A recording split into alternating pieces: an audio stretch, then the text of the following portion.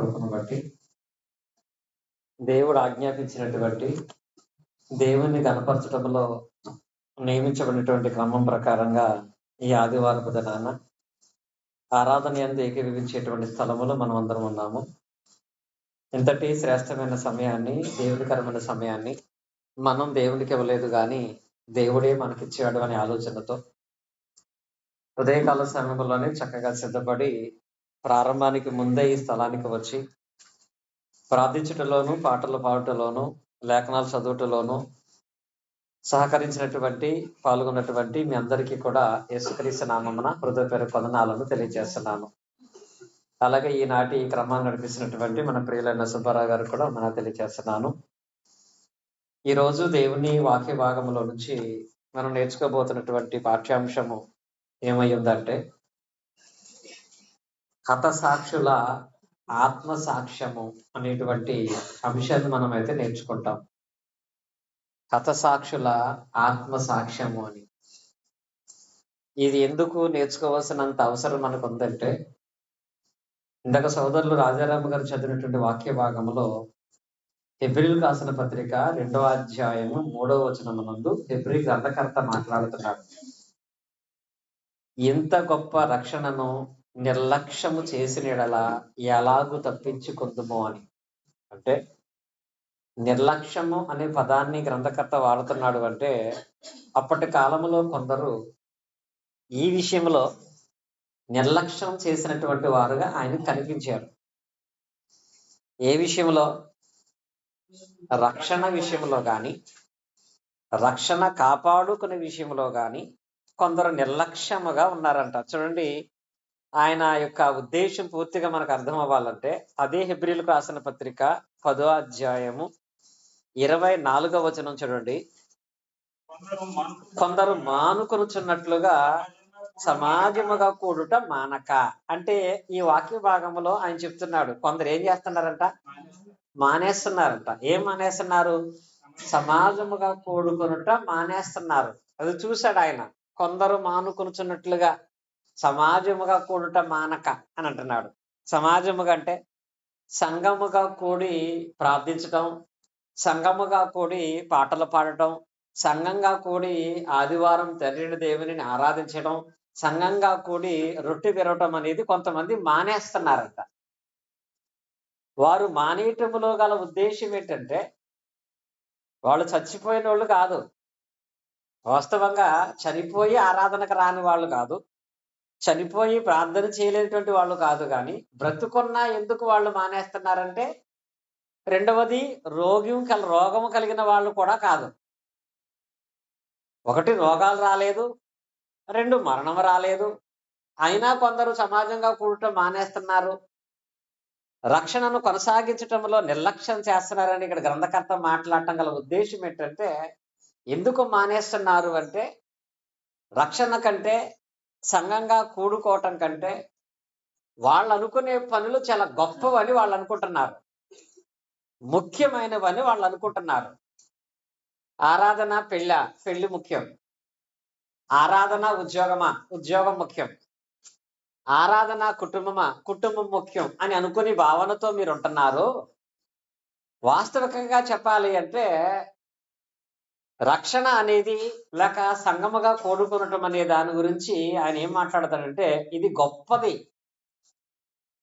ఇంత గొప్ప రక్షణ అంటాడు అక్కడ. కనుక రక్షణ పొందటం కానీ, రక్షణ కాపాడుకోవటం కానీ, సంఘంగా కూడుకోవటము కానీ అన్నిటికంటే కూడా అది చాలా గొప్పది. రక్షణ పొందేటువంటి భాగ్యం మనకి ఎలా వచ్చిందంటే, డబ్బులు ఇస్తేనో లేకపోతే కొన్ని రోజులు మనం పని చేస్తేనో రాలేదు. ఆరాధన చేసే ఈ భాగ్యం మనకి సెలవు వచ్చింది కాబట్టి రాలేదు. నిజంగా ఈరోజు ప్రశాంతంగా మంచి ఫ్యాన్లు వేసుకుని, మంచి ఐర్స్ వేసుకుని కూర్చుని ఆరాధన చేసుకోగలుగుతున్నామంటే, నువ్వు ఎంత దుర్మార్గమైన పాపాలు చేసినా ఈ రోజు ఇక్కడ నిలబడి పాటలు పాడటానికి నీకు ధైర్యం వచ్చిందంటే కారణం ఏంటో తెలుసా? అన్ని పాపాలు చేశాను ఒకప్పుడు, కానీ యేసుక్రీస్తు రక్తంలో నా పాపాలన్నీ కడగబడిని, నేను పరిశుద్ధుని కాబట్టి పాట పాడొచ్చు. నేను పరిశుద్ధుని కాబట్టి ప్రార్థన చేయొచ్చు. నిజంగా ఈ రోజు నిలబడి నువ్వు కీర్తన పాడటానికి ఈ అవకాశం సామాన్యంగా రాలేదు. ఆరాధన చేయటానికి అవకాశం సామాన్యంగా రాలేదు. ఎంత గొప్పదైనటువంటి అవకాశాన్ని నిర్లక్ష్యం చేస్తున్నారంటే అది ఎంత గొప్పదో మీకు పూర్తిగా అర్థం కాలేదు అనే విషయాన్ని అక్కడ పౌలు గారు గ్రంథకర్త జ్ఞాపకం చేస్తున్నట్లుగా ఈ రోజు నిజంగా రక్షణ పొందుకున్నామంటే, రక్షణ కొనసాగిస్తున్నామంటే, తండ్రి అని ప్రార్థన చేస్తున్నామంటే, పాటలు పాడుతున్నామంటే, ఆదివారం ఆరాధనగా కూడుకుంటున్నామంటే ఇది సామాన్యంగా మనకు వచ్చినటువంటి విషయం కాదండి అది. ఇలా ఆరాధనగా మనం కూడుకుంటున్నామంటే దీనికి వెనక ఎంతో మంది యొక్క త్యాగాలున్నాయి. ఎంతో మంది యొక్క మరణాలున్నాయి. ఎంతో మంది జీవితాలు మనకు సాక్ష్యాలుగా ఉన్నాయి. కనుక ఇది ఎంత గొప్పదో మనకు తెలియాలంటే ఎంతమంది ఎన్ని త్యాగాలు చేస్తే ఈ అవకాశం మనకు వచ్చిందో అనేది మనకు అర్థం అవ్వాలి. అందుకే ఈరోజు చెప్పుకునేటువంటి పాఠం ఏంటంటే హతసాక్షుల యొక్క ఆత్మసాక్ష్యము అనేటువంటి పాఠం మనం నేర్చుకుంటాం. హతసాక్షుల యొక్క ఆత్మసాక్ష్యం అంటే ముందు ఆ పదం, ఆ పేరు యొక్క వివరణ మనకు తెలియాలి. హతసాక్షుల ఆత్మసాక్ష్యము అని అంటే హతసాక్షుల ఆత్మలు చెప్పే సాక్ష్యం కాదు. నిజంగా చనిపోయినటువంటి ఏ హతసాక్షి వారి ఆత్మలు భూమి మీద ఉండవు. దీని అర్థం ఏంటంటే హతసాక్షుల ఆత్మసాక్ష్యం అంటే హతసాక్షులైనటువంటి వాళ్ళ గురించి పరిశుద్ధాత్ముడు ఇచ్చినటువంటి సాక్ష్యం. ఎవరి ఆత్మ ఇది? పరిశుద్ధాత్మ. హతసాక్షులైన వాళ్ళ గురించి పరిశుద్ధాత్ముడు బైబిల్లో మనకిచ్చిన సాక్ష్యం అనేది మనకు తెలియాలి. హతసాక్షుల ఆత్మల సాక్ష్యం కాదు, కానీ హతసాక్షుల గురించి పరిశుద్ధాత్మ యొక్క సాక్ష్యం అనేది ఈరోజు మనం నేర్చుకుంటాం.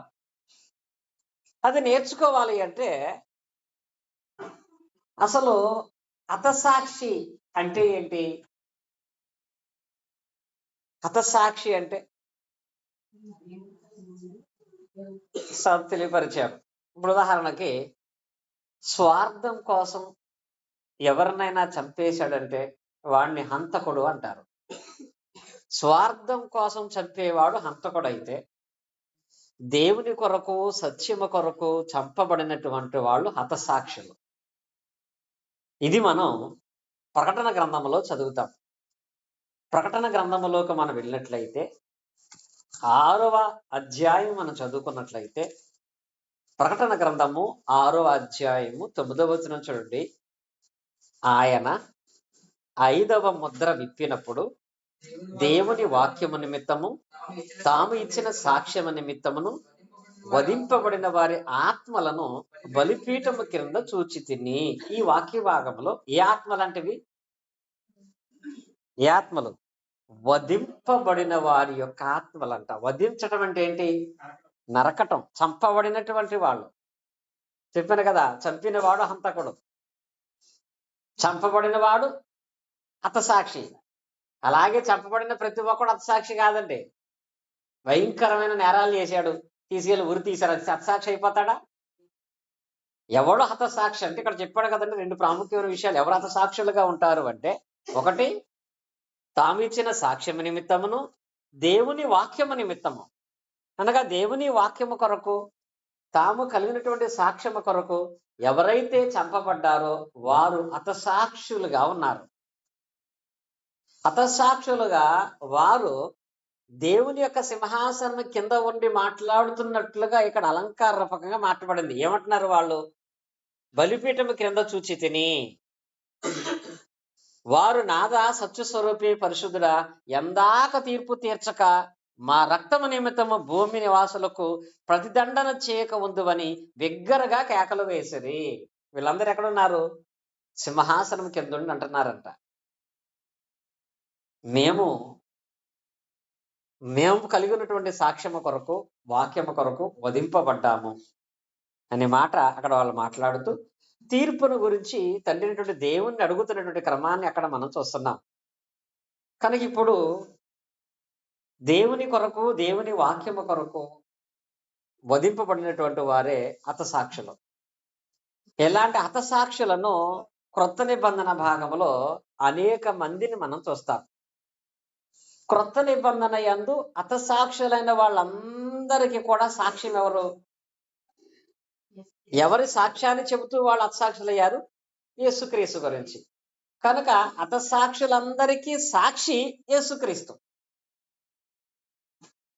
కనుక హతసాక్షులందరికీ సాక్షి అయినటువంటి యేసుక్రీస్తుయే ప్రధానమైనటువంటి సాక్షిగా వాళ్ళకున్నాడు. అపోస్తలుడైన పౌలు గారు అంటారు కదా, ఫిలిప్పీయులకు రాసినటువంటి పత్రికలో 1వ అధ్యాయము 21వ వచనం మనం చదువుకున్నట్లయితే, ఫిలిప్పీయులకు రాసిన పత్రిక 1వ అధ్యాయము 21వ వచనం, నా మట్టుకైతే బ్రతుకుట క్రీస్తే, చావైతే లాభం.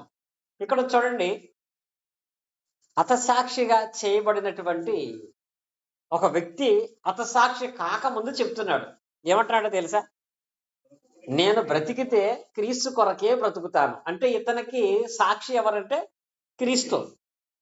బ్రతికితే క్రీస్తు కొరకే బ్రతుకుతాను, ఇంకా అదే క్రీస్తు కొరకు చనిపోయినా నాకు లాభమే అన్నట్లుగా పౌలు గారు మాట్లాడాడు. అదే నమ్మాడు, అదే అనుసరించాడు, అలాగే చనిపోయాడు. కనుక అతను కూడా ఆ హతసాక్షుల జాబితాలో చేర్చబడినటువంటి క్రమాన్ని మనం చూస్తాం.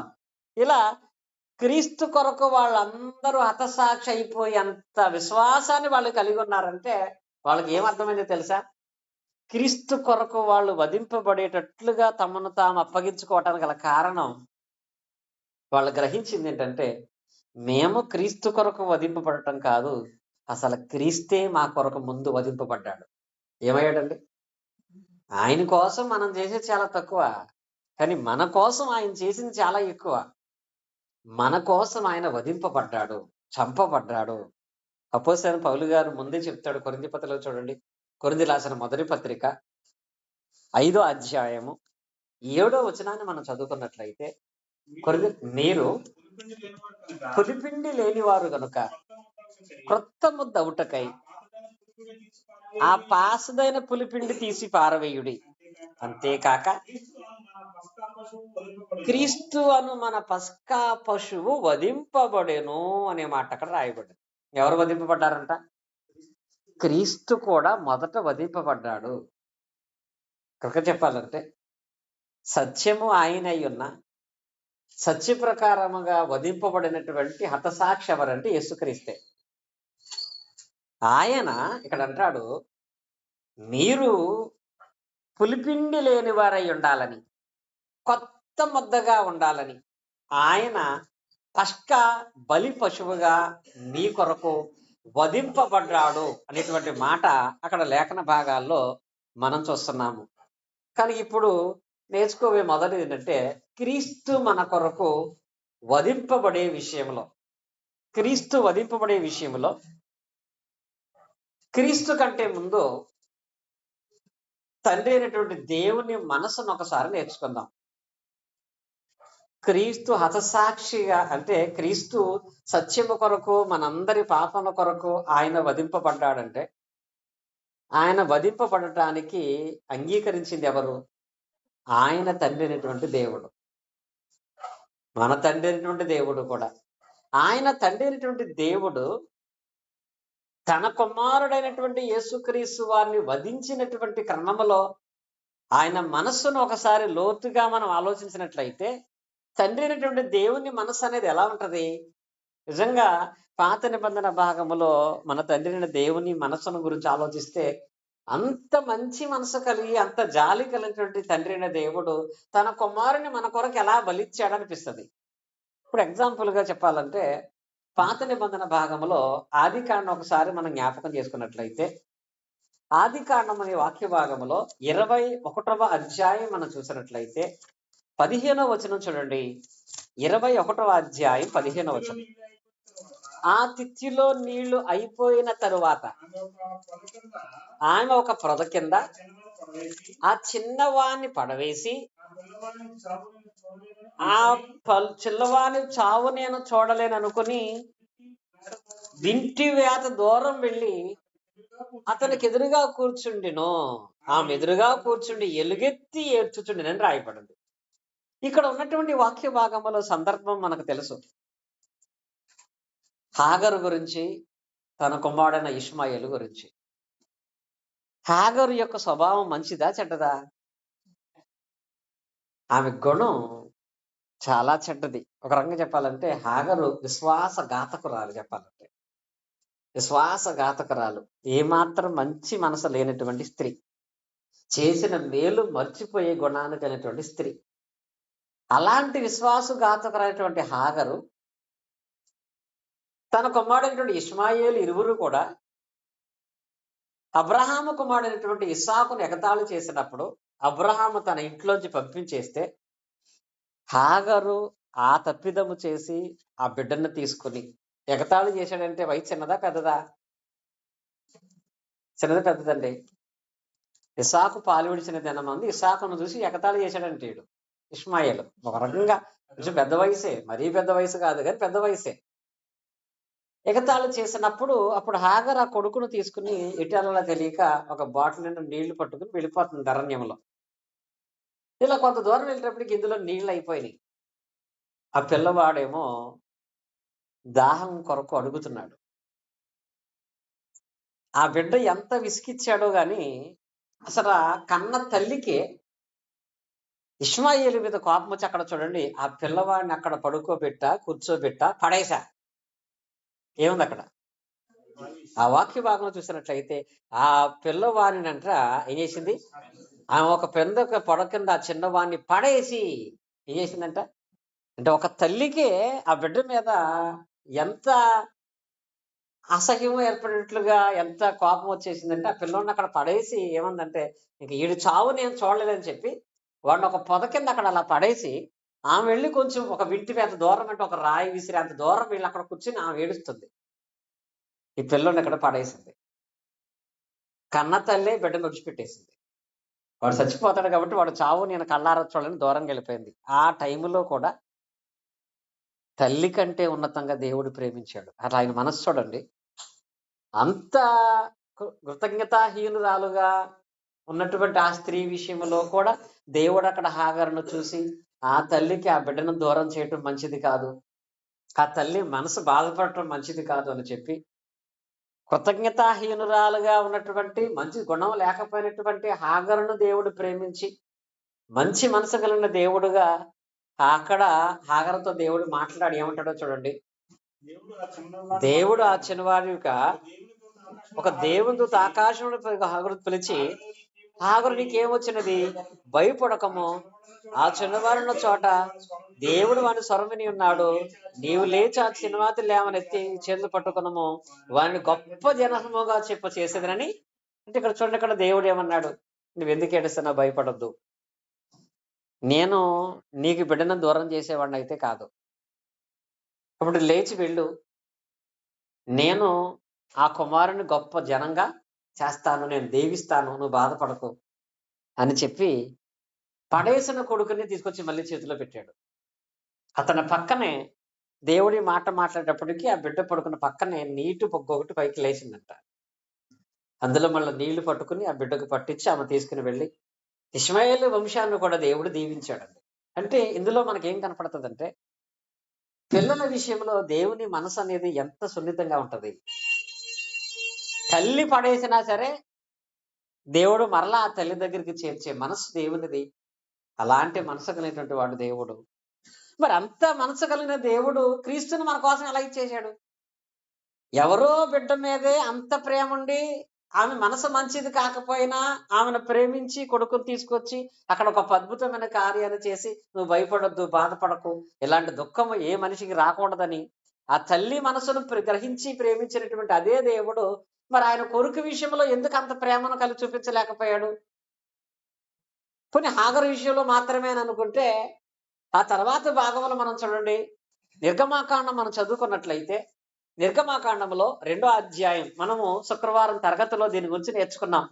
నిర్గమాకాండం 2వ అధ్యాయం 1వ వచనం మనం చదువుకున్నట్లయితే చూడండి, లేవి వంశస్థుడు వెళ్ళి లేవి కుమార్తెని వివాహం చేసుకునేను.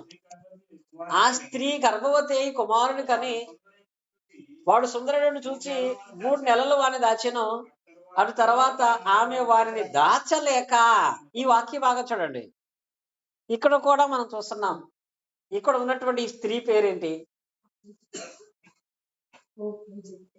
యజ్బేల ఎంత మంచి అమ్మాయికి ఎంత మంచి పేరు పెడుతున్నారు మీరు అసలు. ఎవరండి? యొకుబేతు. యొకుబేతు అనేటువంటి పేరండి. శుక్రవారమే చెప్పుకున్నాం మనం. సరే, పేరు చెప్పకపోయినా పర్లేదు కానీ ఆ పేరు చెప్పకండి. అసలు యజ్బేలుకి యొకుబేతుకి ఎంత తేడా ఉంటది. కాబట్టి యొకుబేతు గురించి మాట్లాడాలంటే ఈమె నిజంగా మంచి మనసు కలిగినటువంటి తల్లే, కానీ అంత మంచి మనసు కలిగిన తల్లి కూడా తనకి మోషే పుట్టినప్పుడు ప్రేమతో ఆ బిడ్డని 3 నెలలు మాత్రమే దాయగలిగిందండి. అక్కడంట ఆ తర్వాత ఆ కుమారుణ్ణి ఏం చేయలేకపోయిందంట, దాచలేక అంటది అక్కడ. ఎందుకు దాచలేక అనే పదం వచ్చింది తెలుసా? దాచలేక అంటే దాని అర్థం, మనం పిల్లోడి వైపు చూస్తా ఇక్కడి నుంచి ఆడు ఏడుస్తాడు కాబట్టి, అల్లరి చేస్తాడు కాబట్టి, అందరికి తెలుస్తుంది కాబట్టి. సరే, ఇప్పుడు అందరికి తెలిస్తే ఏం జరుగుద్ది? పిల్లోడుకు మాత్రమే ప్రమాదమా, తల్లికి కూడానా? రాజు శాసనాన్ని అతిక్రమించినట్లుగా మీద నేరం వస్తుంది. మగబిడ్డ పుడితే చంపేయాలి, సైనికులకు అప్పగించాలి. పుట్టిన తర్వాత 3 నెలలు వాడిని దాచింది అంటే ఇప్పుడు ఎవరిని నేరస్తులుగా కూడా పెడతారు అక్కడ. అంటే ఇప్పుడు అంత మంచి మనసు కలిగినటువంటి తల్లి, బిడ్డను కాపాడదాం అనుకునే మనసు కలిగిన ఆ తల్లి 3 నెలలు అయిన తర్వాత తనకే భయం వేసింది కదా. 3 నెలల తర్వాత వాడా నేనా అనుకున్నప్పుడు, సరే వీడిని పడేసినా పర్వాలేదు కానీ మన మీద ఆ నెర రాకూడదని ఆలోచన చేసి ఆ యొకుబేతు తీసుకుని వెళ్ళి మోషేని ఏం చేసింది, ఒక జమ్మి పెట్టి నదిలో వదిలేసింది. వాడు ఏమవుతాడో తెలుసుకుందాం తప్ప వాడు ఏం అవ్వకూడదని ఆలోచన లేదు కదా. మరి అలాంటి తల్లి సహితము కూడా తన బిడ్డని విడిచిపెడితే, ఆ రోజు దేవుడు చేసిన ప్లాన్ ఒక తల్లి కోసం చేసిన ప్లాన్ అండి. ఆమె మనసు బాధపడకూడదని చేసిన ప్లాన్ చాలా అద్భుతమైపోయింది. ఆ జమ్ము పెట్టిలో పెట్టిన అదే కొడుకుని మరలా తీసుకొచ్చి జీతమిచ్చి పెంచేటువంటి అవకాశం మళ్ళీ యొకుబేతుకు దేవుడిచ్చాడు. దీనికి గల కారణం కూడా ఏంటో తెలుసు. ఒక కోణంలో మనం చూస్తే, పిల్లల గురించి, తల్లి గురించి, పిల్లలను పోగొట్టుకుంటే వాళ్ళు పడే బాధ గురించి దేవుడికి తెలుసు. ఎలాంటి పరిస్థితుల్లోనూ కూడా ఏ తల్లికి దానికి ఆయన రానివ్వలేదండి. అంత మంచి మనసు అయింది పిల్లల విషయంలో. సరే, పిల్లలు పుట్టిన తర్వాత ఎలా ఉంచండి, మనందరికి తెలుసు కదా. అసలు పిల్లలే లేరని బాధపడుతున్న హన్నాకు దేవుడు ఏం చేశాడు? అద్భుతంగా కుమారుని దేవుడు ఇవ్వలేదా? అంటే ఆయనకి బిడ్డలు లేకపోతే ఆ బాధ ఎలా ఉంటుందో తెలుసు. అది ఎవరికి రాకూడదని దేవుడు చూసుకుంటాడు. బిడ్డ పుట్టిన తర్వాత ఆ బిడ్డ కోల్పోతే ఆ బాధ ఎలా ఉంటుందో తెలుసు ఆయన కనుక, ఎవరు తమ బిడ్డను కోల్పోకూడదనే వాళ్ళ మనసు మంచిది కాకపోయినా హాగర్ లాంటి వాళ్ళు తీసుకొచ్చి బిడ్డనిచ్చేశాడు. మనసు మంచిదయ్యి ఎవరికో భయపడుతున్నా భయమే లేకుండా చేసి బిడ్డను తీసుకొచ్చి ఇచ్చాడు. మరి అలాంటి ప్రేమ కలిగినటువంటి అదే దేవుడు ఆయన సొంత కుమారుని ఎలా ఇచ్చాడు? ఇది మీకు అర్థమైందా? ఆయన సొంత కుమారుణ్ణే మన కొరకు ఇచ్చాడు అంటే నిజంగా మొదట త్యాగం ఆయన చేశాడు మన కోసం. ఈ రోజు నువ్వు బాప్తిసం పొంది ఆరాధన చేయగలుగుతున్నావంటే ఆయన తన కుమారుని కోల్పోతే ఈ రోజు నువ్వు ఆరాధన చేయగలుగుతున్నావు. ఆ రోజు ఆయన కుమారుని మీద ప్రేమను తగ్గించుకుని నీ మీద ప్రేమ పెంచుకుంటే ఆరాధనకు వచ్చావు నువ్వు. అంత త్యాగం ఆయన చేశాడు. అది ఎంతవరకు మనకు గుర్తుంటది? ఆయన చేసిన అంత త్యాగాన్ని ఒక చిన్న విషయానికి విడిచిపెట్టి వెళ్ళిపోతున్నాం మనం. ఒక చిన్న ఆటంకానికి లోబడిపోయి, చిన్న కోరికకు లోబడిపోయి దేవుని విడిచిపెట్టే పరిస్థితుల్లో ఉంటే ఎలా ఉంటది? అక్కడ వాక్య భాగంలో పోని తండ్రికి తెలియకుండా యేసుక్రీస్తు ఈ లోకానికి వచ్చాడా అంటే రాలేదు కదా. చూడండి, గలతీ పత్రిక మనం చదువుకున్నట్లయితే గలతీలు రాసిన పత్రికలో, గలతీలు రాసిన పత్రిక 4వ అధ్యాయము 4-5 వచనాలు చూడండి. గలతీ రాసిన పత్రిక అయితే కాలము పరిపూర్ణమైనప్పుడు దేవుడు తన కుమారుని పంపాను. ఎవరు పంపారంట? హాగరు మీద ఉన్నటువంటి ప్రేమ, మోషే మీద ఉన్నటువంటి ప్రేమ, హన్నా దగ్గర ఉన్న ప్రేమ ఇక్కడ ఎందుకు ఆయన తగ్గించేసుకున్నాడు? ఆయన దగ్గరకు వచ్చేటప్పటికి కాలము పరిపూర్ణమైనప్పుడు దేవుడే తన కుమారుణ్ణి పంపాను. ఎందుకు? చూడండి తర్వాత వచనం. ఆయన స్త్రీ యందు పుట్టి మనం దత్తపుత్రులము కావాలని ధర్మశాస్త్రమునకు లోబడిన వారిని విమోచించుటకై ధర్మశాస్త్రమునకు లోబడినటువంటి వాడాయను అనే మాట అక్కడ రాయబడింది. అంటే దేవుడు మనను విమోచించుటకై కుమారుడు అనేటువంటి క్రీస్తుని లోకానికి పంపించాడు. విమోచించటానికి, విడుదల చేయటానికి మనం విడుదల పొందాలి. మానవుడు విడుదల పొందాలంటే మానవుడికి అన్నటువంటి స్థిరమైనటువంటి ఒక చెర ఒకటి ఉండిపోయింది మనిషికి. అది ఉన్నంత కాలం రక్షణ పొందలేడు. అది ఉన్నంత కాలం దేవుని బిడ్డగా ఉండలేడు. అది ఉన్నంత కాలం దేవుని వల్ల ఎలాంటి సహాయాన్ని పొందలేడు కనుక ఆ మానవుడు విమోచించడానికి దేవుడు తన కుమారుణ్ణే పంపించాడు. ఎందుకు పంపించాల్సి వచ్చిందంటే ఒక చట్టం ఉంది. అదేంటంటే హెబ్రీ పత్రిక చూడండి 9వ అధ్యాయం 22వ వచనం. హెబ్రీ రాసిన పత్రిక 9వ అధ్యాయం 22వ వచనం. మరియు ధర్మశాస్త్ర ప్రకారము సమస్త వస్తువులను రక్తము చేత శుద్ధి చేయబడవన్ననియు రక్తము చిందింపకుండా పాప క్షమాపణ కలగదనియో సామాన్యంగా చెప్పవచ్చును. చూడండి, ఇక్కడ నిన్ను విమోచించాలి, నీకు విమోచన రావాలి, రక్షణ ఇవ్వాలి. నీకు రక్షణ ఇవ్వాలి అంటే విమోచన అనేది లేక పాప క్షమాపణ అనేది దేని వల్ల కలుగుతుందంట? రక్తం అంటాడు అక్కడ. ఏ వస్తువు అయినా సరే రక్తము చిందింపకుండా పాప క్షమాపణ కలగదు. కనుక నీవు పరిశుద్ధుడు అవ్వటానికి, నీవు కడగబడటానికి ఆయన తన కుమారుని రక్తాన్ని చిందించవలసి వచ్చింది. ఈ రోజుల్లో ఎవరైనా మనం ఏది ఇబ్బందుల్లో ఉంటే ఒక షర్ట్ ఇస్తే చాలు, దాని గురించి చాలా గొప్పగా చెప్పుకుంటారు. నాకు చొక్కా ఇచ్చాడని. ఒక పూట భోజనం పెడితే దాని గురించి గొప్పగా చెప్పుకుంటారు. కానీ ఇవన్నీ తెలిసే మనకి దేవుడు చేసింది అర్థం అవ్వట్లేదు. నీ విమోచన కొరకు ఆయన రక్తము చేత మాత్రమే విమోచించబడతావు అనే దాన్ని బట్టి ఆయన పరిశుద్ధమైన రక్తము కావాలనే ఉద్దేశంతో తన కుమారుడైనటువంటి యేసుక్రీస్తు రక్తము ద్వారా మనల్ని పరిశుద్ధపరిచాడు. దీనికి ఆయన హృదయపూర్వకంగా ఇష్టపడ్డాడంట.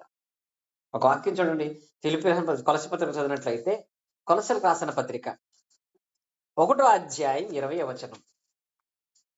కొలసి రాసిన పత్రిక 1వ అధ్యాయం 20వ వచనం.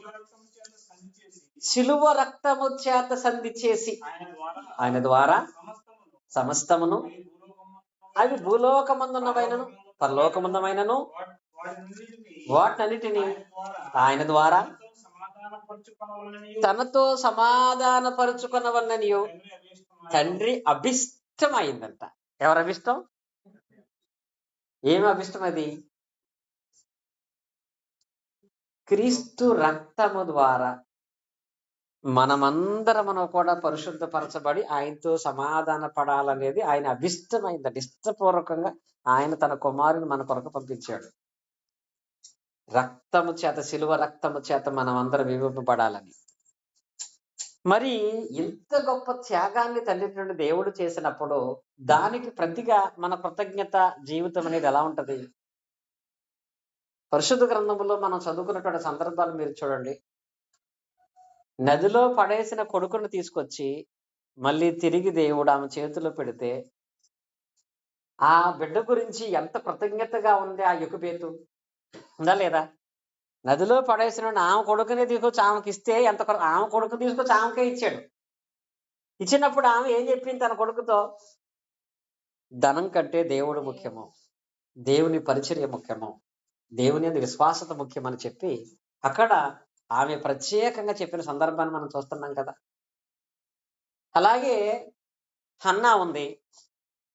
గొడ్రాలుగా పిలువబడుతున్న నాకు ఇంత గొప్ప ధన్యత దేవుడు నాకు ఇచ్చాడని చెప్పి ఆ కొడుకుతో ఏం చెప్పింది? నువ్వు నీ కొరకు కాదు, ఎవరి కోసం బ్రతకమంది? దేవుడి కొరకు బ్రతకమని నియమించింది.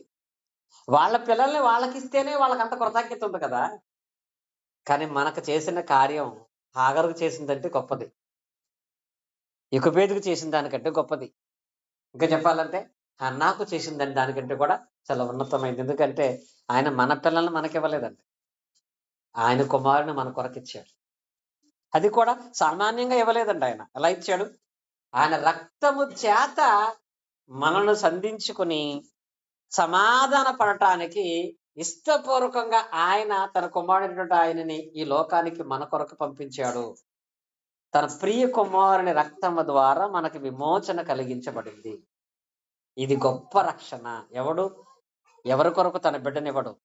ఇంకా ఎవరు తన కొరకు మన కొరకు తన బిడ్డ రక్తం అంతా కూడా చిందింప చేయడు. అంత గొప్ప త్యాగం తండ్రి అయినటువంటి దేవుడు మన ఎడల జరిగించినప్పుడు హెబ్రీ గ్రంథకర్త అన్నాడు కదా, ఇంత గొప్ప రక్షణ దేవుడు మీకు ఇస్తే కొందరేమో నిర్లక్ష్యం చేసేస్తున్నారు, కొందరేమో పూర్తిగా మానేస్తున్నారు. ఏం మానేస్తున్నారు? సంఘంగా కూడుకోవటం మానేస్తున్నారు, కొందరు నిర్లక్ష్యం చేసేస్తున్నారు. తద్వారా అంత మంచి మనసు కలిగినటువంటి ఆ దేవుని విషయంలో వీరు ఎంత బాధ ఆయన కలగజేస్తున్నారో తెలుసా అంటాడు ఆయన వాక్యంలో. ఎంత బాధ కలగజేస్తున్నారు. ఎక్కువైతే బెటరే, బ్రతికినంత కాలం కొడుకుని దేవుడి కోసం బతకమని చెప్పింది. అన్నా బెటరే, దేవుడి కోసం బ్రతికి బిడ్డలుగా వాళ్ళని మార్చింది. మరి అంతకంటే గొప్ప కార్యము దేవుడు చేసినప్పుడు ఆ విషయంలో మనం ఎలా ఉంటున్నాం? ఆ విషయంలో మనుషులు ఎలా ఉన్నారు అంటే అది కూడా హెబ్రీ గ్రంథంలో చెప్తాడు ఆయన. ఎందుకంటే వీళ్ళు నిర్లక్ష్యం చేశారు కదా. అదే హెబ్రీ పత్రిక మనం చదువుకున్నట్లయితే 10వ అధ్యాయం 29 చూడండి. హెబ్రీ రాసిన పత్రిక 10వ అధ్యాయం 29వ వచనం. ఇట్లుండగా దేవుని కుమారుని ఏం చేస్తున్నారట? ఎవరిని తొక్కుతున్నారు మీరు? ఇప్పుడు నిజంగా అక్కడే సిచ్యువేషన్ చూడండి. హాగరుకి దేవుడు మరలా ఇష్మాయేలును బ్రతికించేటట్లుగా నీళ్ళు ఇచ్చాడు. ఈ హాగరు వెళ్ళి ఆ నీళ్లు బుడ్లో పట్టుకుని వాడికి పట్టించకుండా కాలు ఆ కొడుకు పేక మీద తొక్కి అత్తంటే దేవుడు ఏం చేస్తాడు? ఏం చేస్తాడు?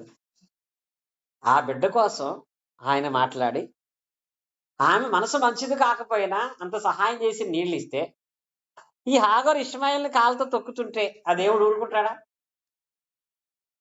యొకుబేతు కూడా మోషేను తిరిగి దేవుడు ఇచ్చినప్పుడు ఈ యొకుబేతు కూడా తన స్వార్థం కోసం ఒక హంతకుడుగా మోషేను తయారు చేస్తే యొకుబేతును దేవుడు దీవిస్తాడా? అంటే దేవుడు సహాయం చేసిన తర్వాత దాని కృతజ్ఞులుగా వాళ్ళు ఉంటేనే దాని ఫలితం పొందుకుంటారు కదా. కానీ ఇక్కడ హాగరు చేయని పని ఏ పని? కొడుకుని కాళ్ళతో తొక్కటం. యొకుబేతు చేయని పని ఏ పని? దుర్మార్గుడిగా కొడుకుని తయారు చేయటం. హన్నా చేయని పని ఏ పని? దేవుని వ్యతిరేకంగా బ్రతకటం. వాళ్ళు చేయలేదండి, వాళ్ళ కృతజ్ఞత కలిగి ఉన్నారు. కానీ దేవుడు అంతకంటే గొప్పదైనటువంటి కార్యం చేసిన మనం అయితే ఏం చేస్తున్నామంట? ఆయన కుమారుని పాదాలతో తొక్కుతున్నామంట. మనం ఏం చేస్తున్నాం అంటే ఒక రకంగా చెప్పాలంటే మన మీద హాగరు చాలా బెటర్ అండి. ఆమెను అనుకుంటున్నాం కృతజ్ఞతాహీనురాలని, ఆమె అనుకుంటున్నాం ఏమాత్రం ప్రేమ లేదని. చెప్పాలంటే మన మీద హాగరు చాలా బెటరు. ఆమె విశ్వాసఘాతుకురాలైనా దేవుడు చేసిన కార్యాన్ని బట్టి కృతజ్ఞతగా ఉంది. కానీ మనమంట దేవుడు అంతటి కార్యం చేస్తే తిరిగి అదే యేసుక్రీస్తు అని మనం పాదాలతో తొక్కుతున్నామంట. నేనెప్పుడు తొక్కాను అంటే, ఈ రోజు రొట్టె ద్రాక్షరసం ఇక్కడ ఉందంటే ఇది జ్యోతి చేస్తే వచ్చింది కాదు, కిసానోడు తయారు చేస్తే వచ్చింది కాదు. అది ఎవరి వల్ల వచ్చింది? అది క్రీస్తు శరీరం నలగొట్టబడితే వచ్చింది అక్కడికి. క్రీస్తు శిలువలో రక్తాన్ని కార్తే వచ్చింది అక్కడికి. దానికి సాదృశ్యంగా దీన్ని తీసుకుంటున్నాం. దీన్ని నిర్లక్ష్యం చేయటం అంటే క్రీస్తును నువ్వు కాళ్ళతో తొక్కటమే. దీన్ని నిర్లక్ష్యం చేయటం అంటే అక్కడ వాక్యం చదవండి. యేసు తన కుమారుడైన యేసుక్రీస్తును పాదాలతో త్రొక్కి తాను పరిశుద్ధపరచుటకు సాధనమైన నిబంధనమైన రక్తమును అపవిత్రమైనదిగా ఎంచటమే. అది ఎంత గొప్ప రక్షణ! అంత గొప్ప త్యాగంతో తండ్రిన దేవుడు కుమారుడైన క్రీస్తును నీ కొరకు పంపితే నువ్వు ఆ శరీరాన్ని ఇప్పుడు తొక్కటానికి ప్రయత్నం చేస్తున్నావు, తీసుకోవటం పోటాన్ని బట్టి. ఆ రక్తం అపవిత్రమైనదిగా ఎంచి వెళ్ళిపోతున్నావు నువ్వు. అలాంటి వారి విషయంలో దేవుడు మరలా నిన్ను ప్రేమిస్తాడా? ప్రేమిస్తాడా? ఇప్పుడు దేవుడు అక్కడ నీళ్ళు ఇచ్చాడు హాగర్కి. నీళ్లు పట్టించి ఈ బిడ్డకు పెట్టడానికి ఆహారం లేదని అడిగితే దేవుడు ఆహారం కూడా ఇచ్చాడు. హాగరు వంశాన్ని కూడా అక్కడ వాగ్దానం చేసినట్లుగా దీవించాడు కూడా. ఇష్మాయేలుని దీవించాడు, పోషించాడు దేవుడు. ఏది? ఆయన చేసిన కార్యాన్ని బట్టి కృతజ్ఞతగా ఉంది. మరలా ఆ చరిత్ర తర్వాత ఇప్పుడు కూడా హాగరు దేవునికి వ్యతిరేకంగా చేసిన పనులు ఎక్కడా కూడా రాయబడలేదు. అలాగే నీవు దేవుడిచ్చినటువంటి ఈ త్యాగ సంబంధమైన క్రమాన్ని జరిగిస్తూ ఉంటే నీకేం కావాలని ఇస్తాడు. దీన్ని తొక్కేస్తా నాకు అది కావాలంటే దేవుడు ఇస్తాడా? అది ఆయనకి ఎంత బాధను, నెక్స్ట్ కోపాన్ని కలుగజేస్తది. అది గ్రహించాలంటాడు ఈ వాక్య భాగంలో. దేవుని మనసుని మీరు తెలుసుకోండి. ఎప్పుడు ఆయన ఒక తల్లికి బిడ్డను దూరం చేయలేదు, తండ్రికి బిడ్డను దూరం చేయలేదు. వాళ్ళు మంచోళ్ళు కాకపోయినా వాళ్ళు వాళ్ళ పిల్లలతో ఉండాలని ప్రయత్నం చేశాడు. అలాంటి ఆయన బిడ్డను ఎందుకు దూరం చేసుకున్నాడంటే నీ కోసమే కదా. తన సిలువ మీద రక్తాన్ని కార్పించాడంటే ఆయన ఇష్టపడ్డాడంటే నీ కోసమే కదా. అలాంటి ఆయన విషయంలో నిర్లక్ష్యం చేస్తే దాని పరిస్థితి ఎలా ఉంటది? అలాంటి ఆయన వలన నీకొచ్చింది అవకాశం ఈరోజు ఆరాధన చేసుకోగలుగుతున్నామంటే. కనుక ఇలాంటి ఆరాధన విషయంలో దేవుడు ఏర్పడేసిన క్రమంలో మనం ఎంత కృతజ్ఞులమై ఉండాలి. ఇంకో సన్నివేశం చెప్పాలంటే పాత నిబంధన భాగంలో దానియేలు గ్రంథంలోకి వెళదాం ఒకసారి మనం. దానియేలు గ్రంథాన్ని చదువుకున్నట్లయితే 5వ అధ్యాయము 1-2 వచనాలు చూడండి. దానియేలు గ్రంథము 5వ అధ్యాయం 1-2 వచనాలు. రాజగు బెల్షెజరు తన అధిపతులలో 1000 మందికి గొప్ప విందు చేయించి ఆ 1000 మందితో కలుసుకొని ద్రాక్షారసము తాగుచుండెను. బెల్షెజరు ద్రాక్షారసము త్రాగుచుండగా తన రాణులను తన ఉపస్థులను వాటిలో ద్రాక్షారసము పోసి త్రాగునట్లు తన తండ్రి యెరూషలేములోకి చదవండి. నుండి తెచ్చిన వెండి బంగారు పాత్రలను తెమ్మని ఆజ్ఞ ఇచ్చాను. చూడండి ఈ వాక్య భాగం మీరు చూడండి. ఇక్కడ దానియేలు గారి యొక్క కాలంలో మొదటి రాజు ఎవరంటే నెబుకద్నెజరు. నెబుకద్నెజరు అనే ఒక రాజు ఉన్నాడు. ఈయన మొదట గర్వంగా ఉన్నాడు. ఒక బొమ్మ పెట్టి దానికి నమస్కారం చేయమన్నాడు. కానీ దానికి ఎవరు నమస్కారం చేయలేదు. షడ్రకు మీద సముద్రులకు నమస్కారం చేయలేదు. దేవుని కార్యాన్ని చూశాడు రాజుగారు. యెహోవా దేవుని గొప్ప కార్యాన్ని నెబుకద్నెజరు చూసిన తర్వాత నెబుకద్నెజరు ఏమని సాక్ష్యం ఇచ్చాడు అంటే, ఆ వాక్యమందు నెబుకద్నెజరు ఇచ్చినటువంటి గొప్పదైనటువంటి సాక్ష్యము 4వ అధ్యాయం 37లో ఇలాగు నెబుకద్నెజరును నేను పరలోకము రాజు యొక్క కార్యములన్నిటినీ సత్యములను ఆయన మార్గములను న్యాయములై ఉన్నవనియు గర్వముతో నడుచు వారిని ఆయన అనపశక్తుడనియు ఆయనను స్తుతించుచు కొనియాడుచు గణపరిచెను. ఎవరు గణపరిచారండి? నెబుకద్నెజరు అనే రాజే దేవుడు చేసిన కార్యాలు చూసి ఆయన ముందు ఎవడైనా గర్వపడ్డాడా, ఆయన ముందు ఎవడైనా అహంకారంగా మాట్లాడా, ఆయన ఎవడైనా నిర్లక్ష్యం చేశాడా, ఖచ్చితంగా దేవుడు అణిచేస్తాడు అని నెబుకద్నెజరు తన జీవితంలో తనకు జరిగిన దాన్ని బట్టి బుద్ధి తెచ్చుకుని మాట్లాడాడు. ఇప్పుడు బెల్షెజరు ఎవరో తెలుసా? ఆ నెబుకద్నెజరు కొడుకు. తండ్రి చెప్పాడు యెహోవా దేవుని జోలికి వెళ్ళకూడదు, ఆయన మాట అతిక్రమించకూడదు, ఆయన ముందు గర్వంగా ప్రవర్తించకూడదు, ఎలాంటి వాడినైనా అణిచేస్తాడు దేవుడు అని చెప్పాడు. చెప్పిన తర్వాత బెల్షెజరు తెలుసుకుని కూడా ఏం చేశాడు అంటే తన రాజ్యం ముందు ఒక 1000 మందిని పిలిచి గొప్ప విందు చేస్తున్నాడు. విందు చేస్తూ వాళ్లతో మద్యం తాగుతున్నాడు. అసలు మద్యం తాగటమే పాపం. దేవుడిచ్చిన ఈ దేహాన్ని నీకు అనుకూలంగా నీకు నచ్చినట్లుగా వాడటానికి హక్కు లేదు. అసలు కనీసం ఈ దేహం మీద పచ్చబొట్టే పొడిపించుకోకూడదు కదా. మరి ఈ దేహం అపవిత్రం అవ్వటానికి నీవు దాన్ని మద్యంతో నింపటానికి నీకు అధికారం ఎక్కడది? సత్యంగా దేవుడు చెప్పాడు నీవు మద్యముతో మత్తులై ఉండకొద్దు అని. అది దుర్వ్యాపారం. ఇక్కడ బెల్షెజరు చేసిన ఫస్ట్ తప్పు ఏంటంటే దేవుని గురించి అంత తెలిసినప్పటికీ కూడా మద్యం తాగుతున్నాడు ఒకటి. తర్వాత ఈ పని చేయటానికి 1000 మందిని పోగేసుకున్నాడు. 1000 మందిని కూర్చోబెట్టి మద్యం తాగితా అతనికి వచ్చినటువంటి భయంకరమైన దుర్మార్గమైన ఆలోచన ఏంటో తెలుసా? ఈ మద్యం తాగేవాడికి సడన్ గా దేవాలయం గుర్తొచ్చింది. దేవాలయం గుర్తొచ్చి ఏమన్నాడో తెలుసు, భయం రాలేదు భక్తి రాలేదని దేవాలయం గుర్తొచ్చి అంటాడు అక్కడ ఉన్నవాడిని పిలిచి, మా తండ్రి యెరూషలేము దేవాలయంలోంచి దేవుని యొక్క ఉపకరణాలు తీసుకొచ్చాడు. ఉపకరణాలు ఏంటంటే వెండి పాత్రలు, బంగారు పాత్రలు ఉంటాయి, అక్కడ ఇత్తడి పాత్రలు ఉంటాయి. దేవుని సన్నిధిలో ఎలాగో ద్రాక్షరసం వాడటానికి పరిశుద్ధమైన పాత్రలు, మందిరంలో వాడే పాత్రలు ఉంటాయి. వీడు తాగి వాళ్ళని అన్నాడు, మా నాన్నగారు దేవాలయం నుంచి పట్టుకొచ్చాడు దేవుని పాత్రలు అంట, ఆ పాత్రలు పట్టరండి, ఆ పాత్రలో మందేసుకు తాగుదాం అన్నాడు. ఏ పాత్రలో? పరిశుద్ధంగా దేవాలయంలో వాడాల్సిన ఆ పాత్రలో మద్యం పోసుకుని తాగి దుర్మార్గమైన ఆలోచన వచ్చింది. అసలు వాడు చేసినటువంటి మొదటి పనే దేవునికి హేయమైంది. తర్వాత అనేకమైన అపరాధములు చేసినటువంటి వాళ్ళు దేవుని మందిరానికి వచ్చి ఆ పాత్రలో రక్తాన్ని పోసి రక్తాన్ని ప్రోక్షిస్తే పాపక్షమాపణ దేవుడిస్తాడు. అలాగ మనుషులను పవిత్రపరిచేటువంటి పాత్రలుగా దేవుడు ఏర్పాటు చేసి మందిరంలో పెడితే ఆ మందిరములో ఆ పవిత్రమైన ఆ పాత్రలో పట్టుకుని ద్రాక్షరసం పోసాడు మనోడు. ఎవరు? బెల్షెజరు. ఇది మంచిదా పని, చెడ్డదా? ఇది ఎంత దుర్మార్గమైన పని అనిపిస్తుంది మీకు? ఇలా ఎవరైనా చేస్తే దాన్ని మీరు సహిస్తారా? సహిస్తాం మనం. ఇప్పుడు ఇక్కడ ఉన్నటువంటి పాత్రలు ఉన్నాయి. ఇక్కడ ఉన్నటువంటి పాత్రలో ఇప్పుడు ద్రాక్షరసం గురించినటువంటి గ్లాస్ అక్కడ ఉంది. అదే ద్రాక్షరసం గ్లాసులో ఇక్కడ ఉన్నటువంటి వాళ్ళు ఎవరో మన ముందే వచ్చి ఆ గ్లాస్ పట్టుకెళ్ళి వెనకాల అందులో మద్యం పోసి కలుపుకుంటుంటే మనం ఊరుకుంటామా? ఊరుకుంటామా? మనం ఒక పరిశుద్ధమైనటువంటి పాత్రలుగా పరిశుద్ధమైన స్థలంగా మనం దాన్ని చూస్తున్నప్పుడు దాన్ని హేయమైన విధంగా దాన్ని మారుతున్నప్పుడు చాలా కోపం వచ్చేస్తుంది మనకి. కానీ ఇక్కడ బెల్షెజరు చేసిన పని అదే. అదే పని ఈ రోజుల్లో చాలా మంది చేస్తున్నారు తెలుసా? బెల్షెజరు దేవుని మందిరములను ఆ పాత్రలు వాడాడు, దాంట్లో మద్యం పోసాడు. మరి ఇది ఎవరి పాత్ర? ఇది దేహం కూడా దేవుని పాత్రే కదా.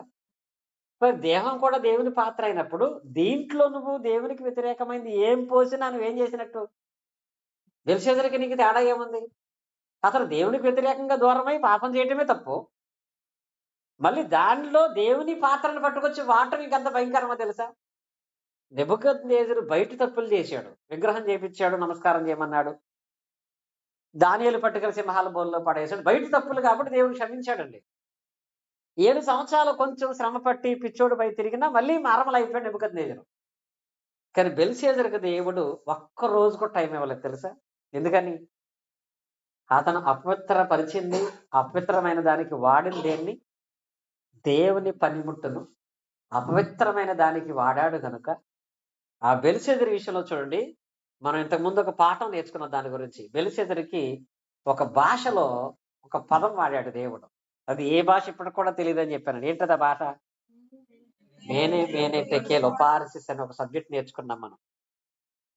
అదేంటంటే దేవుడు ఈ రోజు నిన్ను లెక్క చూస్తున్నాడు అని చెప్పి 30వ వచనం ఏం జరుగుతుంది చూడండి. 5:30. ఆ రాత్రి అందే కల్దేదు రాజు బెల్షెజరు హతుడాయను. ఏమైపోయాడంట? చచ్చిపోయాడు. ఆ రాత్రే. అస్సలు టైం ఇవ్వలేదు వీడికి. అంటే ఎంత కోపం వచ్చింది ఆయనకి అంటే దేవుని పాత్రలను దుర్వినియోగం చేస్తే పాత్రలకే అంత కోపం. కానీ క్రీస్తు మరి మనకిప్పుడు తన సొంత కుమారుడు ఇప్పుడు మనకి. ఆ కుమారుడు యందు మరింత కృతజ్ఞత కలిగి ఉండాలి. అది కలిగి ఉండాలంటే ఎంత మంచి మనసు కలిగినటువంటి వాడు క్రీస్తు దేవుడు. ఎంత జాలి, అంత జాలి క్రీస్తు దగ్గర ఎందుకు కనపడలేదు మనకి? ఎంత జాలి ఆయనకి. నిజంగా చూడండి, మన పిల్లలకి మన పిల్లల మీద మనకి ఎంత ప్రేమ ఉంటుంది. మన పిల్లల విషయంలో ఏదైనా చిన్న సమస్య అంటే ఎంత స్పీడ్గా వెళ్ళిపోతాం మనం? వెళ్ళిపోమండి. ఏదైనా చిన్న ఇబ్బంది అనగానే అర్ధరాత్రి లేదు, అపరాత్రి లేదు, పరుగు వెళ్ళిపోతాం వాళ్ళ దగ్గరికి. వాళ్ళ కోసం డబ్బులు లెక్క చేయం, వాళ్ళ కోసం కష్టం లెక్క చేయం, వాళ్ళ కోసం నిందలు లెక్క చేయం. అంత ప్రేమించే మనసు మీ పిల్లల మీద మీకుంటే ఆయనకు ఉండదా? మరి ఆయన కొడుతుంటే రాలేదండి, గాయాలు అవుతుంటే రాలేదండి, రక్తం కారిపోతున్నా రాలేదు. అంత జాలి కలిగిన ఆ దేవుడు ఆ రోజు అంత కఠినంగా తన మనసు ఎందుకు చేసుకున్నాడంటే రాతి గుండెలంటే మన మనసు మారాలి. అంత త్యాగం దేవుడు చేసిన మన గుండెలు ఎప్పటికే మారతలా. ఎప్పటికీ కృతజ్ఞత కలిగి ఉండలేకపోతున్నాం. ఎప్పటికీ ఆయన త్యాగాన్ని తెలియక ఇంకా నిర్లక్ష్యం చేసే విధానంలో బెల్షెజరు లాంటి గుణాలు మనకు వచ్చేస్తున్నాయి. అవి రాకూడదని చెప్తున్నాడండి. హతసాక్షులకు సాక్షి అయిన క్రీస్తు గురించి చెప్పాలంటే మొదట తండ్రి అయిన దేవుని మనసు అనేది మనకు తెలియాలి. సరే, దేవుడు అంత అలాంటి మనసు కలిగిన వాడుగా మన కొరకు క్రీస్తునిస్తే ఇప్పుడు హతసాక్షులకే గొప్ప సాక్షి క్రీస్తు అనుకున్నాం కదా. క్రీస్తు గురించి మాట్లాడాలి అంటే క్రీస్తు గురించి మొదట దేవుని మనసు నేర్చుకున్నాం. ఇప్పుడు క్రీస్తు గురించి మాట్లాడుకోవాలి అంటే క్రీస్తుని గురించిన 4 ప్రాముఖ్యమైన విషయాలు ఉంటాయి. యేసుక్రీస్తు వధింపబడిన విధానం, చంపబడినటువంటి విధానం. మొదట మనం జ్ఞాపకం చేసుకోవాలంటే యేసుక్రీస్తు వారు సిలువకు అప్పబడినప్పుడు ఆయన ఎవరితోనైనా వాదించాడా? చెప్పాలంటే మీకు ఒక మాటలో చెప్పాలంటే ఆయన మౌనం మనకి విడుదల. ఆ రోజు ఆయన మౌనంగా ఉన్నాడు, ఈ రోజు అది మనకు విడుదల. ఆయన ఎలాంటి మౌనంగా ఉన్నాడు అంటే చూడండి, మార్క్స్ వార్త చదువుకున్నాం. ఒకటి, ఆయన మౌనం మనకు విడుదల. మార్కు సువార్త 15వ అధ్యాయము, మార్కు సువార్త 15వ అధ్యాయం 3వ వచనం చూడండి.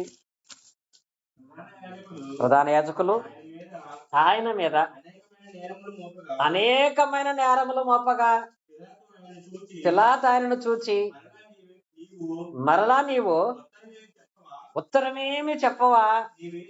నీ మీద ఎన్నెన్ని నేరములు మోపుచున్నారో చూడమనెను. ఆయనను యేసు మరి ఏ ఉత్తరము కూడా అక్కడ చెప్పలేదంట. చూడండి, ఈ వాక్య భాగంలో వాళ్ళు ఎన్ని నేరాలు మోపారు ఆయన మీద. మనోడైతే తప్పు చేసి కూడా చేయలేదని 100 సార్లు మొక్కుతాం మనం కదా. చేసి కూడా నేను చేయలేదు అంటానే ఉంటారు మనోళ్ళు చేసి. కానీ ఆయన ఏం చేయలేదండి. కానీ వచ్చి ఆయన మీద అనేకమైన నేరాలు మోపుతున్నారండి వాళ్ళు. రాజుకు పన్ను కట్టొద్దు అన్నాడని, తిరుగుబాటుదారుడిగా ప్రవర్తిస్తున్నాడని, మనుషుల మధ్య భేదాలు రేపుతున్నాడని, మత కల్లోలాలు పెడుతున్నాడని ఎన్ని నేరాలు మోపారు. అందులో ఒకటి కూడా వాస్తవం లేదండి. అనేక మంది వచ్చి ఆయన మీద అనేకమైన నేరాలు మోపుతుంటే రాజు అడిగాడండి, నీ మీద ఎన్ని నేరాలు మోపుతున్నారు కదా, నువ్వేం మాట్లాడవా అని. అక్కడ యేసుక్రీస్తు ఏం చేశాడంట? ఏమీ మాట్లాడకుండా మౌనంగా ఉన్నాడు. అక్కడ యేసుక్రీస్తు వారు, నేను చేసినట్టుగా ఒక్క రుజువు ఇప్పించండి, మీరేం చేసినా నేను దానికి లోబడతానంటే ఇప్పించగలవా? ఒక్క రుజువు ఉందండి వాళ్ళకి. యేసుక్రీస్తు రాజుతో ఇవన్నీ నిజమని ఒక్కదానికి నాకు ఎవిడెన్స్ చూపించగలిగితే నన్ను మీరు ఏమైనా చేసుకోవచ్చు అనుకుంటే చూపించగలిగేటి ఏదైనా ఉంది అక్కడ వాళ్ళకి ఉందండి. ఆయన ఆ మాట అంటే ఆయన అసలు వాళ్ళు ఆ రోజే వదిలిపెట్టేసేవాళ్ళు. ఎందుకు మౌనంగా ఉన్నాడు ఆయన? మనకలాగా తెలివితేటలేవా? తీసిన తర్వాత కూడా నేను తీయలేదంటే దానికి మనం ఎన్నిసార్లు మాట్లాడుకుంటూ ఉంటాం చాలా సందర్భాల్లో కూడా. ఆయన ఎందుకు మౌనంగా తెలుసా? అక్కడ ఆయన మౌనంగా లేకపోతే ఇప్పుడు నీకు విడుదల లేదు. ఆయన మౌనం మనకు విడుదల. ఇక రెండవది చూడండి, యోహాను సువార్త 19వ అధ్యాయము 1వ వచనం మనం చదువుకున్నట్లయితే, యోహాను సువార్త 19వ అధ్యాయం 1వ వచనం చూడండి. ఇక్కడ అప్పుడు పిలాతు యేసును పట్టుకొని ఆయన కొరడాలతో కొట్టించెను. సైనికులు ముళ్లతో కిరీటము నల్లి ఆయన తల మీద పెట్టి ఓదారంగ వస్త్రం ఆయనకు తొడిగించి ఆయన యొద్దకు వచ్చి, యూదుల రాజా శుభమని చెప్పి ఆయనను అరచేతులతో కొట్టిరి. చూడండి, ఇక్కడ వాక్య భాగం మనం చదువుకున్నట్లయితే ఇక్కడ రెండవది, ఆయన మౌనం మనకు విడుదలైతే ఆయన గాయాలు మనకు స్వస్థత. ఎవరి గాయాలు? యేసుక్రీస్తు పొందిన గాయాలు మనకు స్వస్థత. ఆయనకు ఎన్ని గాయాలు చేశారో తెలుసు వాళ్ళు. ఒకటి, ప్రధానంగా తలను ముండ్ల కిరీటం పెట్టారంట. కొన్ని తలను ముండ్ల కిరీటం పెట్టి జాగ్రత్తగా ఉంచారా అంటే అరిచేతితో కొట్టారంట తల మీద. ఏం చేశారంట? ఇప్పుడు మనకు చూడండి, ఏదైనా చెయ్యికి వేలుకు ఏదైనా ఇరిగిందనుకో, ఈ వేలు ఇరిగితే దీనికి ప్లేట్ వేసి కట్టి, దీనికి ఎంత పెద్ద కట్టు కట్టి అసలు దీనికి ఏది తగలకూడదు, దీన్ని కదపకూడదు, జాగ్రత్తగా ఉంచాలంటారు. ఇది ఒక సమస్య అయితే ఇది కదిలిన ప్రతిసారి ఇంకా బాధ ఎక్కువద్దని. కానీ వాళ్ళు ఆయన తలకి ముళ్ళ కిరీటం పెట్టి వదిలేయలేదండి. పెట్టిన తర్వాత దాని మీద వాళ్ళు కొడతానే ఉన్నారంట. కొట్టిన ప్రతిసారి ఆ ముళ్ళ కిరీటం ఏమవుద్ది? ఇంకా లోతుకి దిగుతూ తలలోంచి రక్తం కారుతా ఉంటదండి. అన్ని గాయాలు తలకైది. పోనీ ఈ కిరీటం పెట్టుకుని ఆ తలలోంచి రక్తం కారుతుంటే వదిలిపెట్టారా అంటే, అలా తీసుకెళ్ళి ఆయన్ని ముందు నిలబెట్టి కొరడా దెబ్బలు కొట్టారంట. ఎన్ని? ఒకటి తక్కువ 40 దెబ్బలు కొట్టారండి. ఏదో చిన్న కర్ర తాడు కట్టి కొట్టడం కాదండి. ఆ కొరడా గురించి చెప్పాలంటే, దాని వెనకాల ముళ్ళుంటాయి. అది ఒకసారి కొడితే మనిషికి ఇలా తిరిగొచ్చి పట్టుకుంటది. లాగితే ఆ చుట్టూ చర్మం లాక్కొస్తది. ఒక ఆయన అంటాడు, ఆయన దేహము నాకటి చాళ్ళ వల్ల అయిపోయిందంట. నాకటి చాళ్ళంటే పొలం దున్నిన తర్వాత, నాగలితో దున్నిన తర్వాత దాన్ని చూస్తే ఎలా కనపడదు? మన సదునుగా ఉంటదా? దేహం అంతా గాడులండి. ఎందుకన్ని గాయాలంటే, అంత గాయమైతే తప్ప నీకు స్వస్థత రాదు. నీ పాపానికి విడుదల రాదు. అంత త్యాగం చేసి ఆయన ఈ రోజు నీకు ఆరాధన ఇచ్చాడు తెలుసా? అన్ని గాయాలైతే గాని ఈ రోజు పరిశుద్ధమైన దేవుణ్ణి ఆరాధించడానికి నీకు అవకాశం రాలేదు. కానీ అంత గాయమైనటువంటి ఆయన విడిచిపెడుతున్నామంటే మనం ఎంత అవిశ్వాసం అన్నటువంటి విషయంలో మనం ప్రవర్తన ఎలా ఉందని మనం జ్ఞాపకం చేసుకుంటాం. ఆయన గాయాలు నీకు స్వస్థత కలగటానికి ఆయనకి ఏమి ఇబ్బంది లేదండి. ఇప్పుడు మనకు కొన్ని గాయాలు చేస్తూ ఉంటారు, తీసేస్తూ ఉంటారు. అది మనం చేసుకున్నటువంటి పాపాన్ని బట్టో లేకపోతే మనకున్న సమస్యలను బట్టో మన దేహాన్ని గాయం చేస్తారు.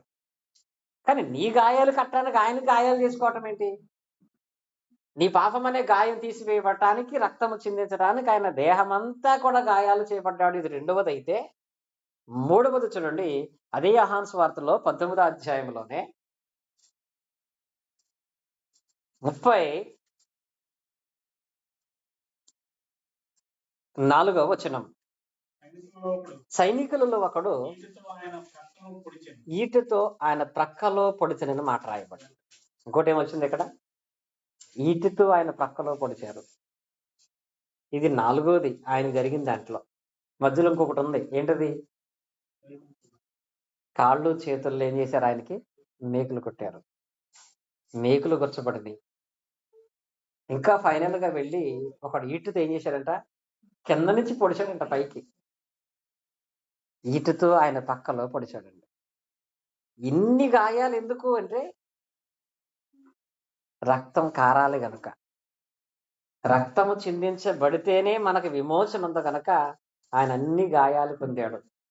ఈ సిలువ విషయంలో ఆయన మౌనంగా ఉండటము, తలను మొండ్ల కిరీటం పెట్టటము, ఆయన కాళ్ళు చేతుల్లో మేకులు గుచ్చటము, ఇవన్నీ ఒక గొప్ప త్యాగం అయితే ఆ తర్వాత ఇంకొకటి ఉందండి. ఆయన అనుభవించినటువంటి మరణ వేదన. ఆయన అనుభవించిన మరణ వేదన ఎంత బాధాకరంగా ఉంటదంటే, ఇన్ని పెట్టిన తర్వాత ఆయన తీసుకెళ్లి సిలువ వేశారు. యేసుక్రీస్తు ఎన్ని గంటలకు సిలువ వేశారు? ఎన్ని గంటలకి?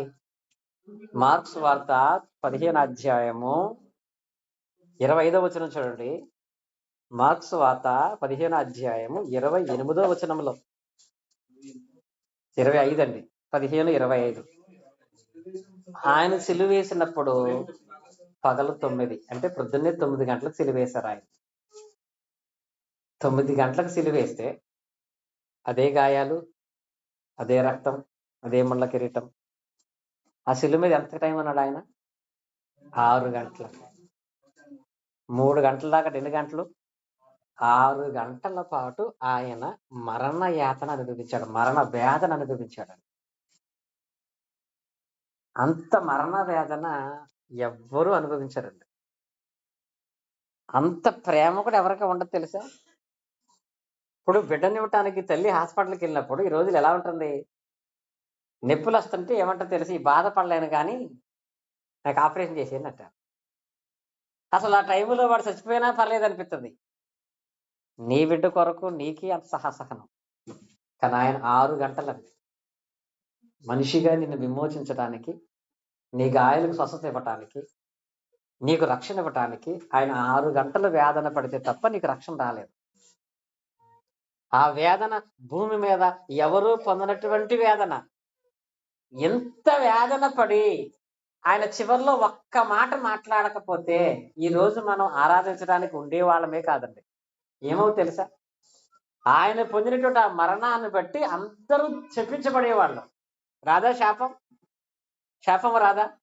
నిజంగా శాపగ్రస్తమైన స్థితి వచ్చేసింది లోకానికి.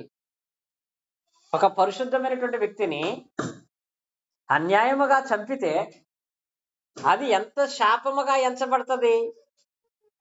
మన వాక్య భాగంలో గెహాజీ అనే ఒక వ్యక్తి వక్ర మార్గం డబ్బులు తెచ్చుకుంటే శపించేశాడు దేవుడు.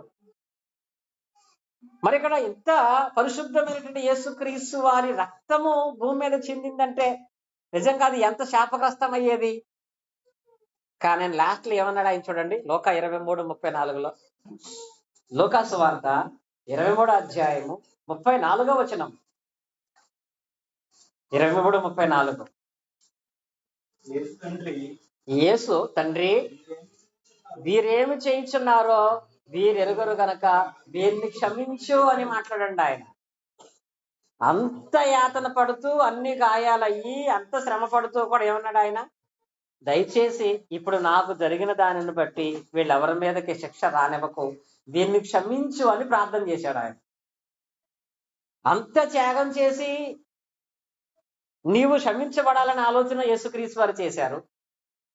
తండ్రి అయినటువంటి దేవుడు అంత మంచి మనసు కలిగి క్రీస్తు శిలువ మీద వేలాడుతుంటే మౌనంగా చూశాడు. ఇదంతా కూడా మనల్ని ప్రేమించి రక్షణ మనం పొందాలని, ఆరాధన మనం చేయాలని, ఇలా తండ్రి అయిన దేవుని త్యాగం, క్రీస్తు వారి మరణం మన ముందు కనపడుతున్నా సరే మనం దాని యందు పరిపూర్ణమైన భక్తిని కనపరచలేకపోతున్నామంటే మన స్థితి దేవుని దగ్గర ఎలా ఉంటది. ఆయనే క్షమించమని చెప్పాడు. కనుక మనం ఈ ఆత్మ సంబంధమైన స్థితిగతుల్లో ఎదురవుతున్న వాటిని బట్టి రక్షణ కొనసాగించడము కానీ, సంఘము సహవాసం కలిగి ఉండటము కానీ ఎప్పుడు విడిచిపెట్టకూడనటువంటి పరిస్థితి ఎందు మనం ఉండాలి. కనుక హతసాక్షులకు సాక్షి ఎవరంటే క్రీస్తే. అసలు క్రీస్తు యొక్క సాక్ష్యమును మనం చూసినట్లయితే అలాంటి త్యాగం మన కొరకు ఎవరూ చేయలేదండి. అది విన్న తర్వాత మన సబ్జెక్టుని బట్టి పరిశుద్ధ గ్రంథంలో మొట్టమొదటి అసాక్షి ఎవరు? క్రీస్తు సాక్ష్యము. అసాక్షి ఎవరు? స్టెఫను అండి. స్టెఫను క్రీస్తుని గురించి పూర్తిగా తెలుసుకున్న తర్వాత, క్రీస్తుని గురించి విశ్వాసమైన సాక్ష్యం చెప్పటానికి సిద్ధపడినప్పుడు స్టెఫను గారి స్థితి సమాజంలో ఏంటో తెలుసా? అపోస్తలుల కార్యం 6వ అధ్యాయం 3వ వచనం చదివితే స్టెఫను గారి యొక్క వ్యక్తిగతమైనటువంటి భక్తి మనకు కనపడుద్ది. అపోస్తలుల కార్యాలు 6వ అధ్యాయం 3వ వచనం. కాబట్టి సహోదరులారా ఆత్మతోను జ్ఞానముతో నిండుకొని మంచి పేరు పొందిన 7 మనుషులను మీలో ఏర్పరచుకొనిరి, మేము వారిని పనికి నియమితం. ఇక్కడ అపోస్తలుల పేతురు గారు మాట్లాడుతా సంఘములో పరిచర్య చేయాలి అంటే పేతురు అన్నాడు, ఇక్కడ 3 విషయాలు ఉన్నాయి. ఇక్కడ ఒకటి ఆత్మతోను, సత్యముతోను, జ్ఞానముతోను నిండుకొని మంచి పేరు పొందిన వ్యక్తి కావాలన్నారు. ఇక్కడ ఎందుకోమంటే అలాంటి ఆత్మ కలిగినటువంటి, సత్యము తెలిసినటువంటి, జ్ఞానము కలిగినటువంటి మంచి పేరు పొందిన 7 ఎన్నుకున్నారు. ఆ 7లో ఒకళ్ళు ఎవరు? స్టెఫను. నిజంగా చెప్పాలంటే స్టెఫను రక్షణ పొందాడు. సంఘములో మంచి విశ్వాసంగా నడుచుకుంటున్నాడు. రెండవది పరిచర్యకు సహాయం చేస్తున్నాడు. అందరు ఏమనేవాళ్ళు తెలుసా? ఆయన్ని మంచివాడు అన్నారు. అంత గొప్ప పరిచర్య సంఘంలో చేస్తున్నాడు. అంత మంచి పేరు తెచ్చుకున్నాడు కాబట్టి స్టెఫనుని వాళ్ళు పరిచర్య చేయడానికి ఎన్నుకుంటే పరిచారకుడుగా, ఈ స్టెఫను ఆత్మతో నిన్నుకున్న వాడై, సత్యము తెలిసినటువంటి వాడై, క్రీస్తు ఎంత గొప్ప త్యాగం తెలిసిన నేను దాన్ని చెప్పకుండా నేను ఎలా ఉండాలని చెప్పి స్టెఫను కూడా దేవుని వాక్యం చెప్పడం స్టార్ట్ చేశాడు. దేవుడు అతని గొప్పదైనటువంటి అధికారమును, ఆశీర్వాదమును కూడా ఇచ్చాడు. కానీ ఇలా స్టెఫను చెప్పటం ప్రారంభించినటువంటి కొద్ది దినాలకే అక్కడ ఉన్నటువంటి అనేక మంది మతాధికారులు ఏం చేశారు?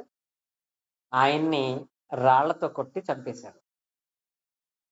ఒకసారి ఆయన హతసాక్షి అయినటువంటి సందర్భాన్ని చదువుకున్నట్లయితే చూడండి, 57వ వచనం.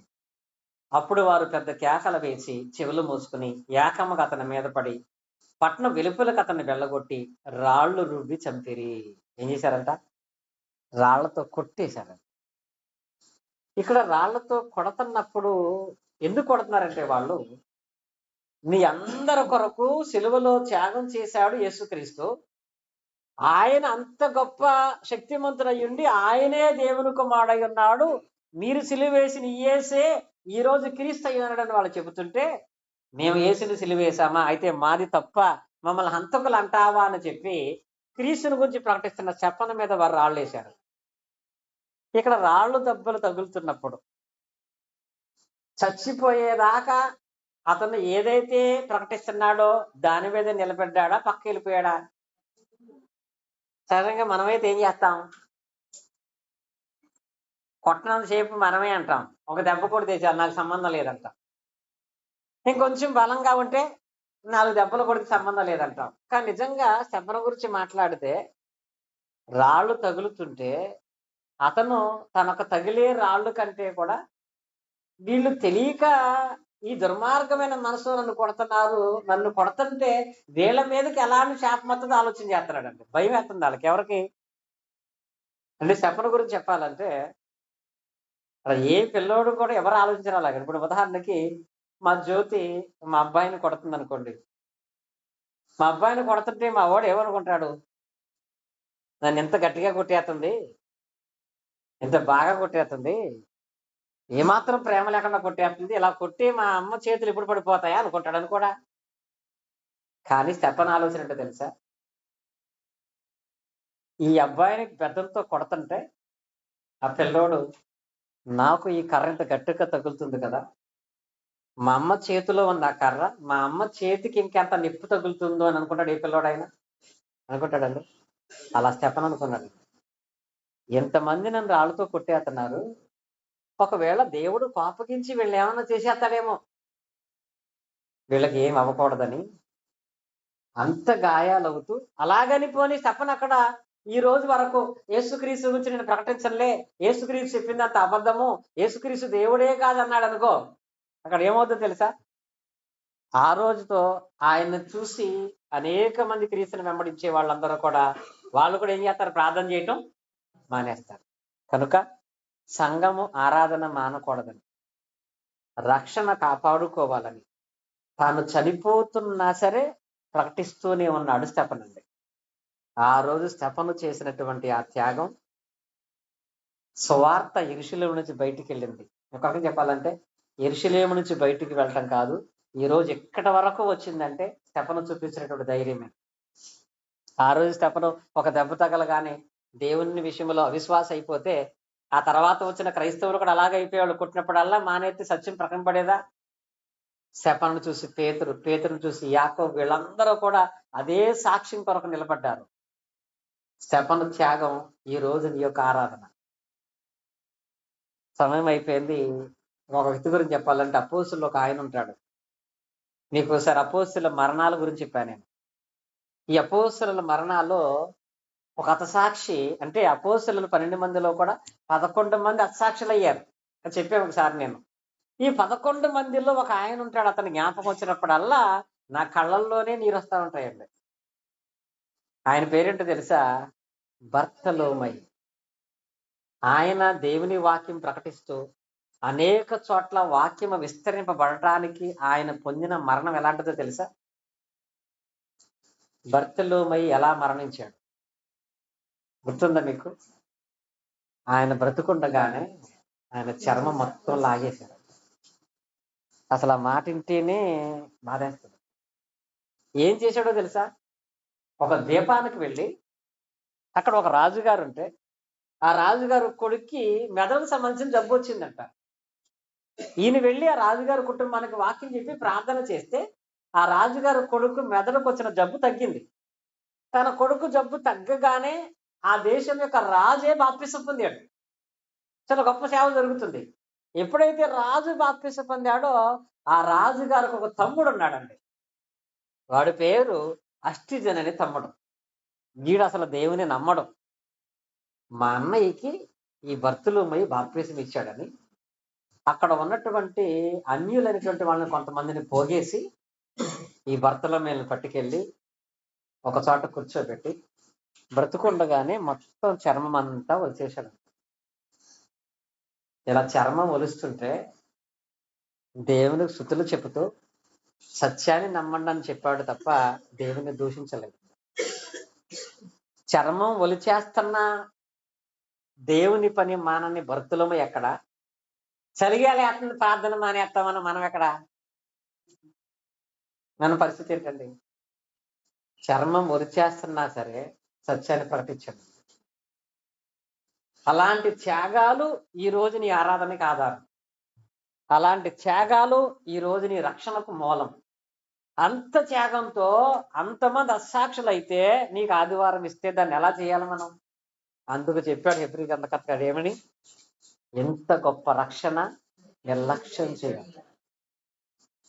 ఆ రక్షణను కొనసాగించేవారుగా మనం ఉందాం. హాగర్ను ప్రేమించిన దేవుడు, హన్నాను ప్రేమించిన దేవుడు, యుకబేదుని ప్రేమించిన దేవుడు మన యందు తన పరిపూర్ణ ప్రేమను ఖచ్చితంగా కుమ్మరిస్తాడు. దేవుడి మాటలు మన హృదయంలో ఫలింపు చేయనుగాక. ఆమేన్. ఆసక్తిగా మీ అందరికీ కూడా హృదయపూర్వక వందనాలు తెలియజేస్తూ తిరిగి సమయాన్ని